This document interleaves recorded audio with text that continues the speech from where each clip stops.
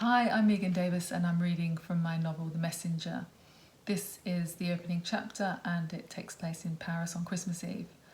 The protagonist Alex is 16 at this stage and his friend Sammy is a few years older.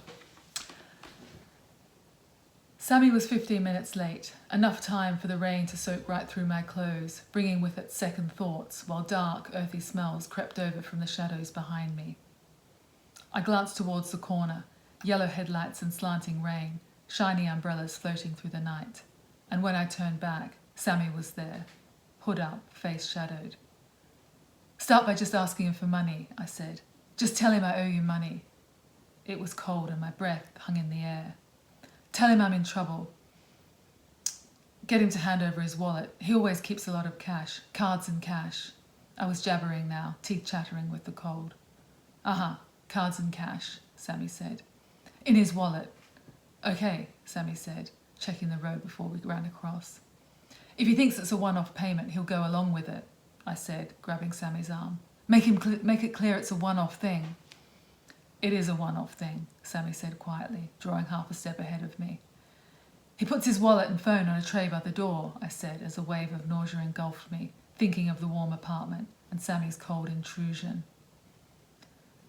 Sammy checked his phone and scanned the street as though there was somewhere else he needed to be. Then he looked at me as if he'd only just heard. Yeah, you already told me." Sammy grinned and I felt like throwing up. He quickened his pace and I ran to keep up, my stomach lurching like the sea. We hadn't talked things through, not properly, not beyond getting into the apartment and a sketchy plan of what Sammy should take. As for what we'd do afterwards, we hadn't even thought about that. We crossed over and turned right into our street, the rain needling our faces, sharp and silvery under the street lamps. Our footsteps echoed up the ravine between the buildings, all dark save for a few lights on the upper floors. I pressed the numbers on the keypad of our building, but the door didn't budge. I felt a surge of relief. They must have changed the codes. "Try again," he said, his breath warm and rank on my cheek.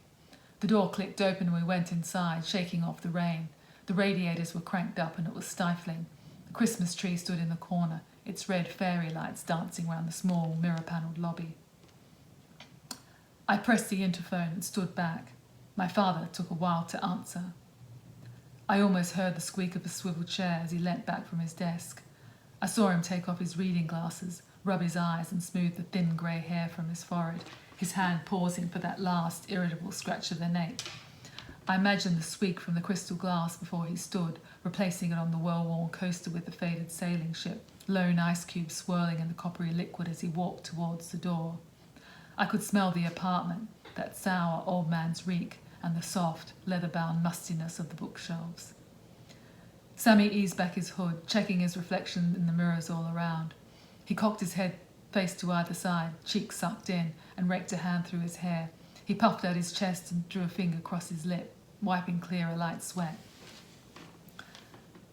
"Hello?" My father's voice came muffled and crackly through the intercom. "Is that you, Alex?"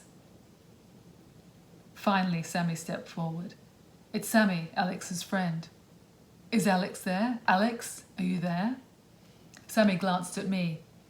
"He's on his way. He said I should wait for him upstairs." More static through the intercom, then the lock released. A rush of cold air came in from the back stairwell as I watched Sammy enter the lift, his body strange and unfamiliar in the wrought iron cage. He pressed the button, then turned as the door closed, a halo of light casting shadows on his face as the lift jerked upwards.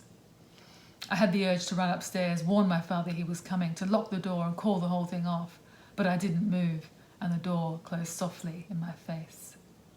I stood there listening, counting off the floors as he glided upwards.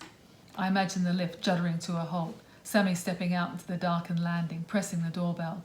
I swear I heard the soft tread of my father's loafers on the parquet as he reached the door and then peered through the spy hole into the darkness. I sat on the ledge by the Christmas tree and saw my image in the cold glass. My face was damp with rain, flushed red, and the lights from the tree flashed crazily in time with my heartbeat. I looked around and saw my reflection recede into mirrored corners. The images echoed and mocked me, and in each of my eyes, a tiny, flashing, red blob of light. A chill ran through the lobby, and I wiped my hands on my jeans. Minutes like hours, and still Sammy hadn't appeared. I walked to the door that led to the apartments, pressing my ear against the crack, against its cool brass edge. My tongue rasped against the roof of my mouth, humid breath over dry lips, blood throbbing in my ears. Where was he? What if he'd messed it up? What if the police were on their way?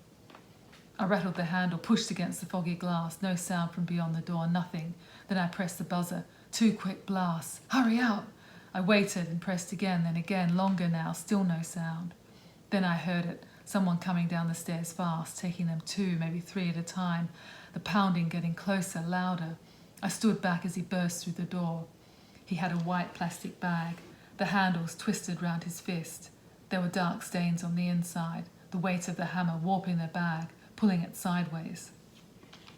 He fumbled with my father's wallet, shaking as he stuffed cash into his pocket, then held it out to me. I stared at the blood on his hand, the dark smudges on his jeans. What have you done? I said.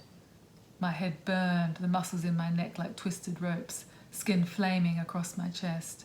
I turned towards the door, clutching it before it closed. He grabbed my sweatshirt. No, do not go up there, Sammy said, wiping his face, and my father's blood bloomed across his cheek. Sammy forced the wallet into my hand. It's okay. He'll be all right, he said, glaring at me. He was still speaking. Still speaking? Jesus, what have you done? I said, tears streaming down my face. Sammy's eyes were crazed, red and flashing, and they locked onto mine. Come on, we've done this. Let's go. He lunged at me, grabbed my arm. We need to get out of here. Come on. I wrenched free and he swore. Remember our deal, you and me. We're brothers now. Then he turned and fled. I looked at the blood-stained wallet splayed open on my hand. I wanted to run after Sammy, escape from the scene and the horror upstairs, but something kept me rooted in the doorway.